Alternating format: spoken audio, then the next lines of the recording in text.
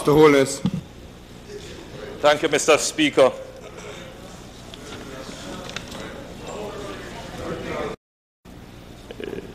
The Minister of Housing, as I'm addressing him in that substantive capacity now, said that both administrations over the history of Jamaica probably has not too much to be proud of in the delivery of housing solutions. And he referred to some statistics. And I too, Mr. Speaker, for some time shadowed the portfolio of housing. And I came to that conclusion some time ago.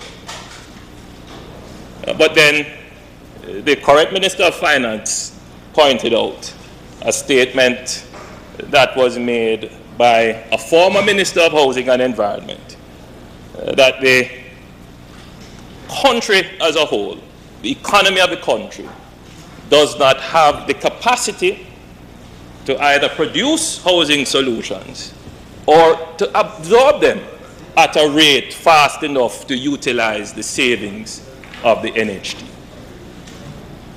That leads to a very confusing position in my mind.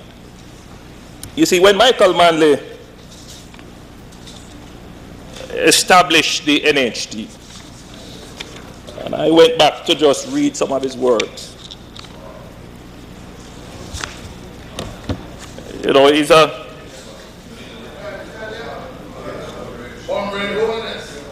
Don't worry about that.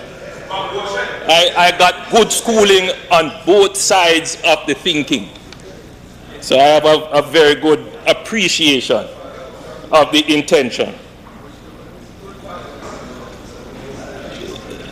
Michael Manley wanted to provide a solution to facilitate the generation of housing for the, I really don't want to use the word, but I have to use it because it's the best word to describe it, for the poor people of the country. It's very descriptive, but sometimes it sounds, you know, as if we're playing, you know. This is what he said. What I am about to announce, sir. And by the way, when I was looking at the Hansard at the time, I noticed, Mr. Speaker, that they did not refer to the post as Speaker. All of the speakers at the time said, sir. So forgive me if I read sir and not Speaker. What I'm about to announce, sir, is is the way in which we will be able to mobilize savings on a mass basis and then utilize those savings for this most urgent need of our society, which is housing itself. It is proposed to establish as of the 1st of January 1976 a national housing trust which will be required to receive and disperse funds from compulsory contributions. The trust will operate primarily as a financial institution for the housing sector. Mr. Manley outlined that the contributions at the time of the formation will be collected through the NIS machinery. However, he was particular in saying the trust fund will be completely independent of the NIS and the consolidated fund. And he continued, the trust will pay out, and though this did not happen, but this was the intention, the trust will pay out of the profits of its operations a return in the form of interest to each contributor, and his interest will be tax-free. It is not like the NIS. It is a saving. And for the purpose, and for this purpose, an account will be kept for each organization and individual. Contributions to the schemes will not be considered a deductible item when computing net tax income for obvious reasons. This is a savings fund. And he went on to explain that after 7 years, the worker will be entitled to ask for the amounts paid during the period, providing that he or she has not received a benefit during this time. These are the words of the esteemed former Prime Minister and President of your party. It is clear that the intended core vision of the NHD, as you put it very elegantly, Minister, the social contract. And despite the apology, or I should say despite the apologetic tone, you are breaking a fundamental social contract established at the time. That's one argument and difficulty I have. The other difficulty, I must say that I accept your arguments. You know, it is a difficult time for the country, and you have to find the alternatives. But you have no excuse. You are the government, so you have to do what you have to do. And you know, I read the columns and I hear all the discussions. What I find is that people are very willing to just accept what is presented without a thorough interrogation of the options. Because you see, implicit in this argument which is being presented that this is a time of crisis, this is a matter of national importance, there is this great urgency that we must treat the law as a matter of convenience. And that is the danger of this debate. Convenience. I don't believe that the legislation that is presented here in any way perfects the intentions of the government. And I want to just establish this for the people who will write in the columns and make their comments. No, they'll have the time from that. No. And I know you understand what I'm saying, because when you have to make the decisions, you know what the criticisms will be. The issue. You're writing a lot of rubbish. The issue, Mr. Speaker. The issue, Mr. Speaker,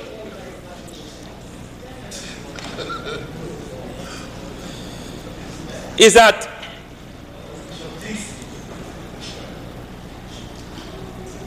this present piece of legislation that you are hoping to amend does not in any way relieve the consideration that you are taking private funds.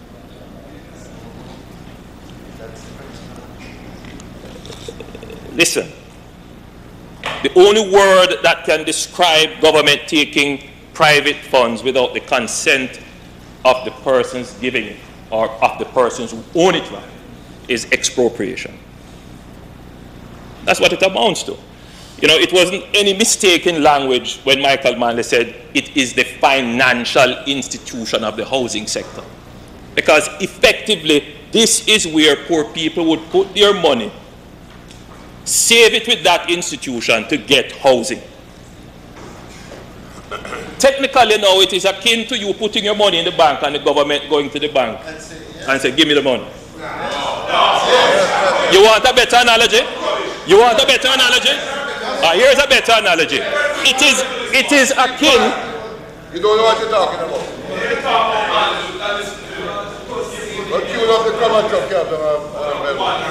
You know, your uncle and I were very good friends. Exactly point. That is the exact point. That is the exact point. Mr. Speaker. And his son is a good boy. Mr. Speaker. His son is a good boy. Here is a better analogy. Here is a better analogy. Oh no, that was good, but I'm giving you a better one. A better analogy, Mr. Speaker, and I'm sure everyone in this country will understand. Michael Manley set up an institution like a partner. a revolving fund. You put in your money, when your turn comes, you get your benefit. What has happened now is that the government stick up the partner banker.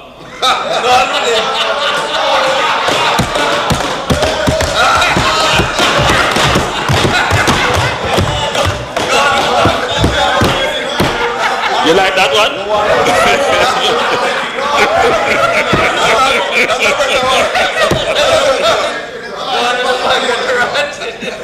But Mr. Speaker, you and I know, Mr. Speaker, that this is not the first time that governments have tried to, or not have tried, but have taken the resources of the NHT. Right? Well, I am not going to deny that. I was Minister of Education. But the truth is, you took it. Mr. Speaker. Really? Mr. Speaker. Oh, come on. In 1970, let me make sure I'm right. In 1978. Yeah, man, I'm coming to that. I'm coming to that. Mr. Speaker, in 1978, the then leader of the opposition, Edward Siaga, had this to say about the proposed use of NHT funds to dump a swamp. And I'm going to give you the history of it. Yes. Who in here would remember that? DK. Oh yes, he was mobilizing Yes. all kinds of things. And here's what the leader of the opposition had to say at the time. But what was disturbing is not the laxity in terms of the way in which the whole thing was gone about, which did not establish that the engineering investigations were done and that there were proper estimates to determine the feasibility and the extent of the call on public funds for which the public would require, the project would require. What really hurt him, as this is, I'm paraphrasing him here, he says, but of all this was being done against the background of being able to simply slip out your hand to the NHT and say, you now owe me $4.2 million. He was referring to the 1978.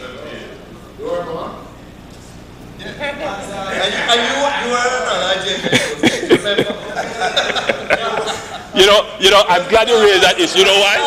You know why? You know why I'm glad? You know why I'm glad? Because much of the errors and mistakes that were made during that time, you can stand up and say, "Is me cause it?" Exactly.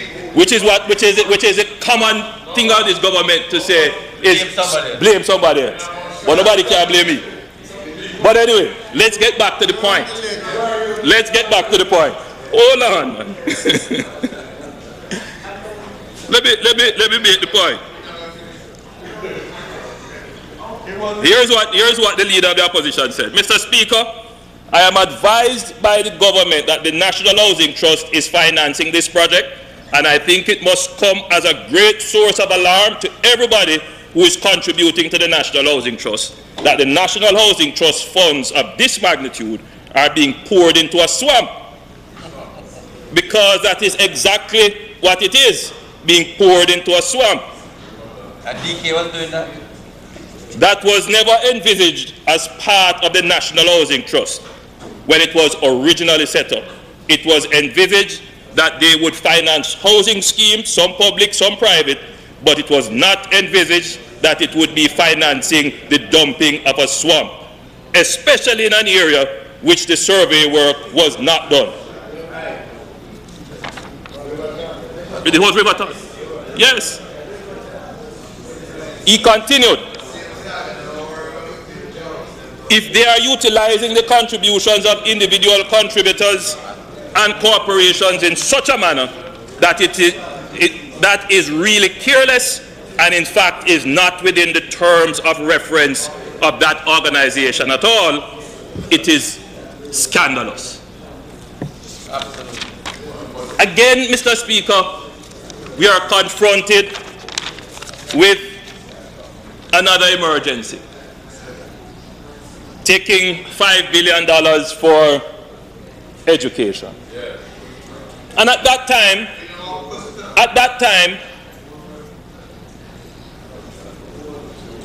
the argument was preferred that education is very close to community development, and therefore you could stretch the present boundaries of the existing legislation to accommodate that.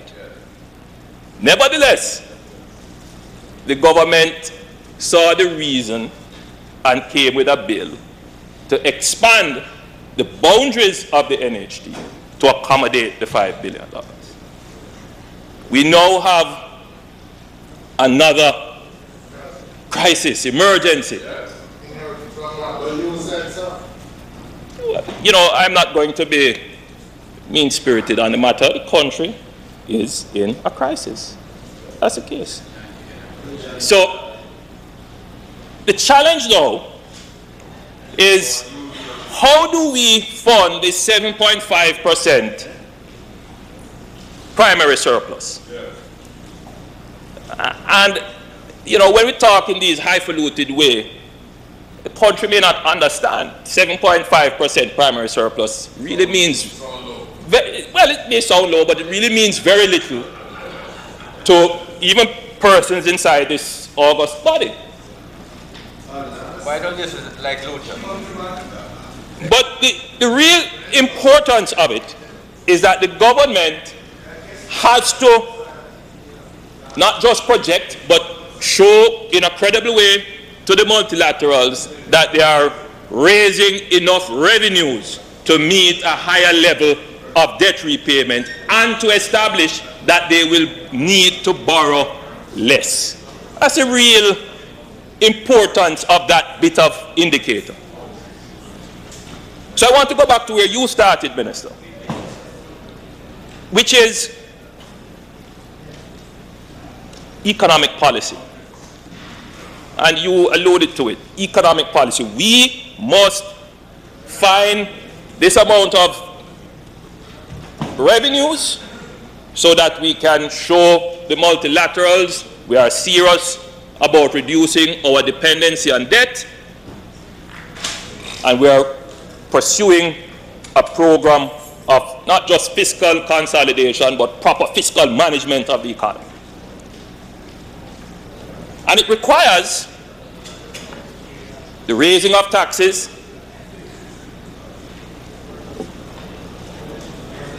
cutting expenditure, and at the same time finding a way to utilize the surpluses, that the savings that exist within the public sector.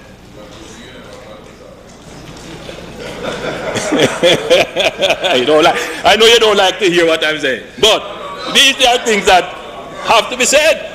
Now, Mr. Speaker.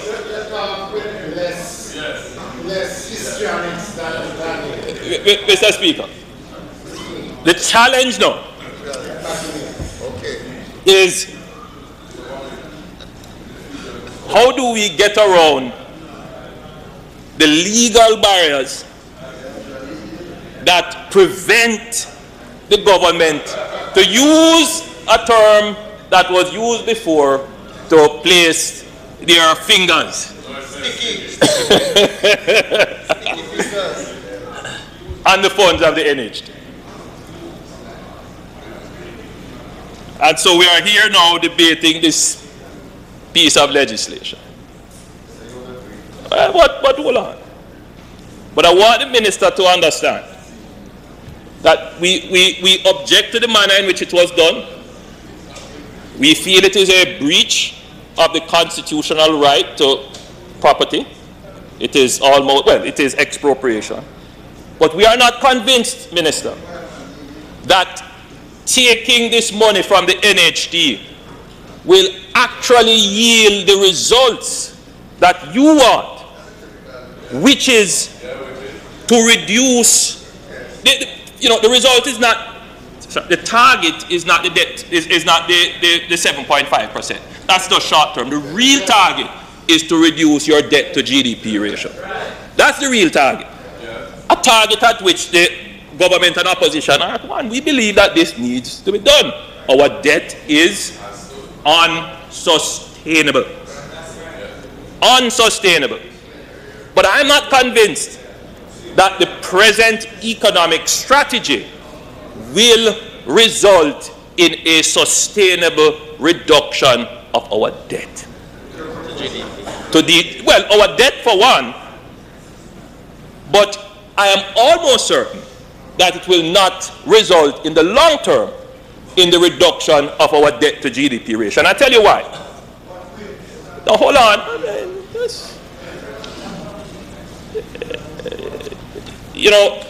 Minister, pursuing a contractionary policy in a time of contraction globally for a small, open, vulnerable economy. No, not quite, no. And I'll explain it. Is not recommended. And in fact, Minister, we on this side sit by and we are worried that the present tax package and the present pulling out of money from the economy will lead to such a contraction that not just but your economic growth will decline in a significant way, which will still leave you vulnerable to the same level of debt relative to your GDP. I mean, say that's my problem, Minister. That you may very well do the short-term action, you knock off maybe maximum 10% of the debt, but in another 3 years, you're back at square one. And that is my point. Where is the growth plan? Where is the growth plan? Where is the growth plan?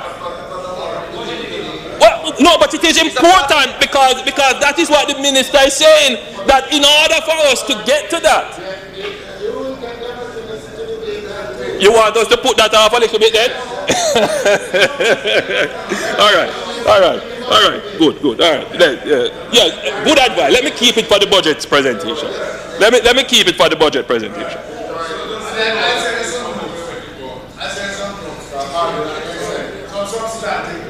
But Mr. Speaker, the point to note here,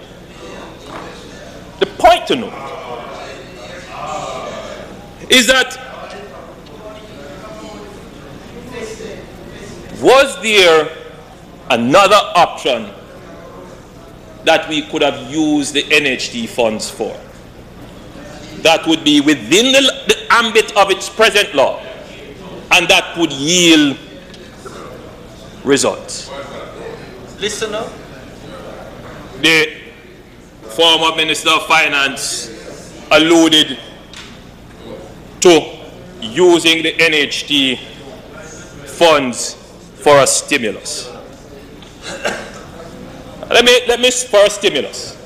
Let me spend a little time. Let me spend a little time on that, Minister, because it's important.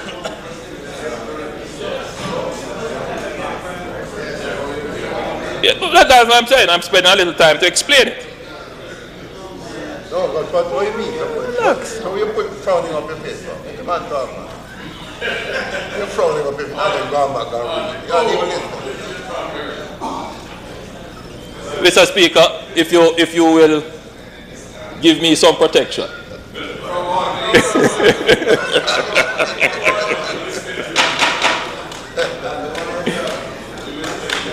Mr. Speaker, construction, housing, and mortgages represent between 20 to 30% of any economy in the world. A house is the greatest asset that a household will invest in. if you really want to spur growth, you start with construction. That too, but right now we are only able to deal with the housing. But it has another effect. It is the fastest way to generate employment. And I have a little experience of that in terms of construction generating significant employment.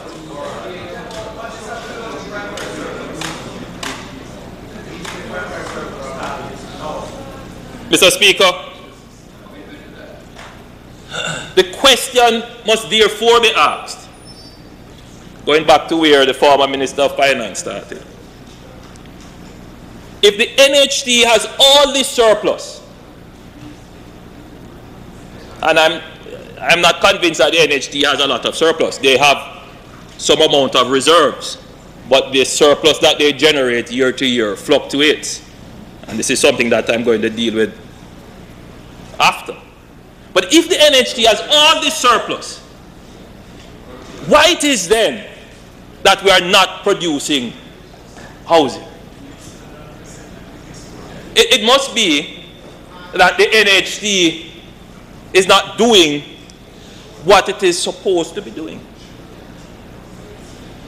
The time has come, Mr. Speaker, for us to look at the NHT to see whether or not it is an effective public institution fulfilling the mandates that it was given.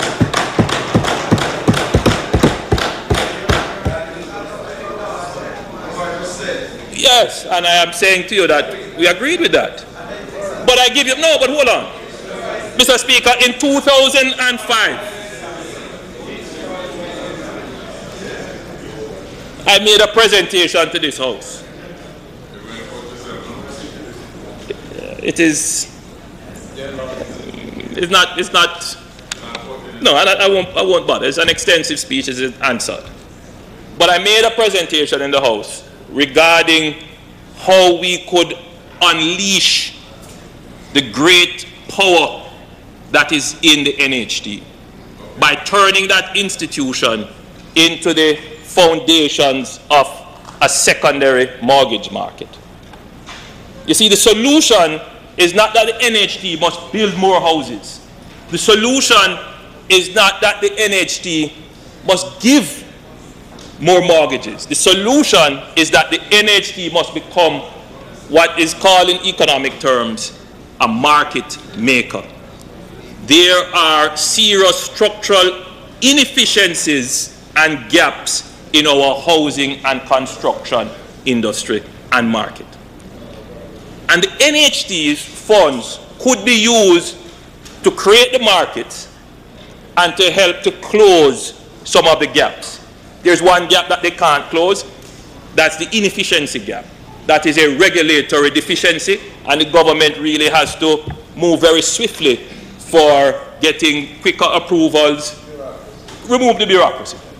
But for example, the level of interest rates in the market as it relates to borrowing for development and borrowing for mortgages is far too high.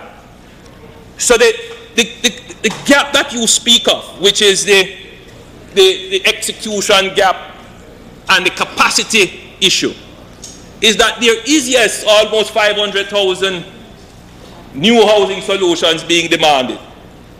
But the problem is, who can really demand it? Is there effective demand in the market? Can people actually buy the units?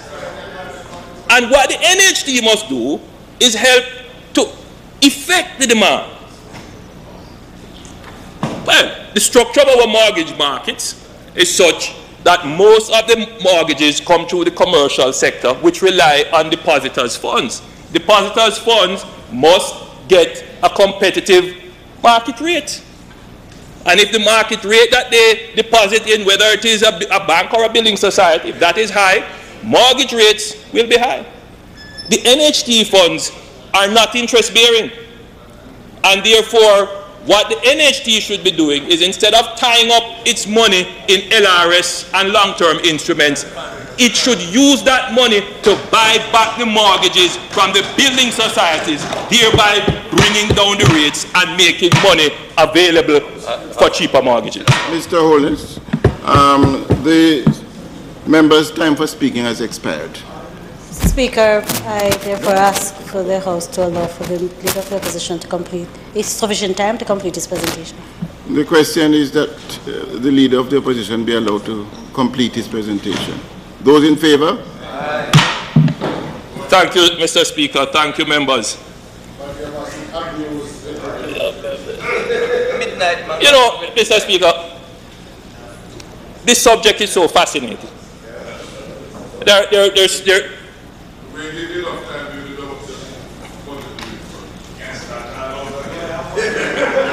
just reach. What, Mr. Speaker, there are alternatives. There are other ways in which we could do this. And the emergency situation does not mean that we dispense with law and order. Mr. Speaker, the former Minister of Finance went to great pains to point out that the former government inherited the debt at a certain level and left it at another level. And took the time to say that the former Minister of Finance conveniently forgets this fact. But for the record, it must be stated that the debt moved as a result of some off-the-record debts, which, when we took over the government, we had to bring them on. It's as if somehow cap just evaporated, that didn't have an impact on the national debt. It is as if Cricket World Cup debt just never existed. You know, when we talk, Minister, we must be fair, right? We didn't just go up there and heap on debt. We had to take on some of the debt that you did not bring on, right? But of course, we had some. No, hold on there now. Hold on there now. The other point that was made, and the former Minister of Finance made a point regarding that the total amount really owed to NHT. It's not just going to be the 44 or 45 billion dollars. It is the $20 billion owed in contributions. Well, you're right, it won't be owed. Forgive me. It will be taken. It will be taken. You're exactly right, Minister. It will be expropriated. It will be just taken from the people. But worse than that, you ever wonder who was the minister who stopped the payments of contributions to the NHT? It is a point that is well worth researching. I wonder who could be that minister. The longest serving minister. I wonder who it is that stopped the payments to the NHT. I wonder. For a long time. This expropriation thing, you know, is not just now.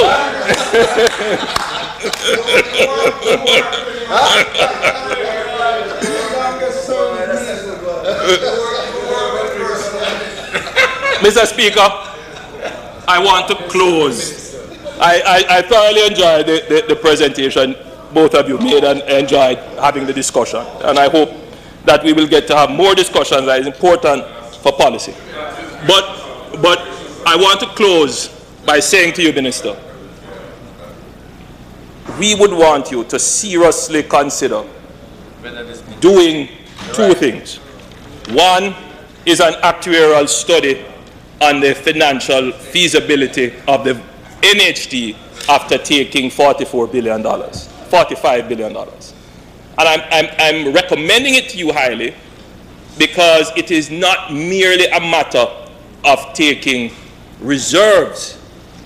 The NHT may have built up significant reserves over time, but the surpluses, that is the year-to-year generation, of excess of income over expenditure may not be as significant and strong as we believe. And I want the nation to be thoroughly convinced that taking this money will not imperil the NHT. We don't want to join the government in just merely passing legislation for convenience sake without proper, solid information. And the other point, Mr. Speaker, is that after 30 years in the life of any institution, it is now time for us to review what is the real purpose of the NHT. If the NHT has so much surplus, it is either it has fulfilled its objectives or it isn't. And we know which one it is. We have to do a review. Mr. Speaker, may it please you. Thank you, members, for this.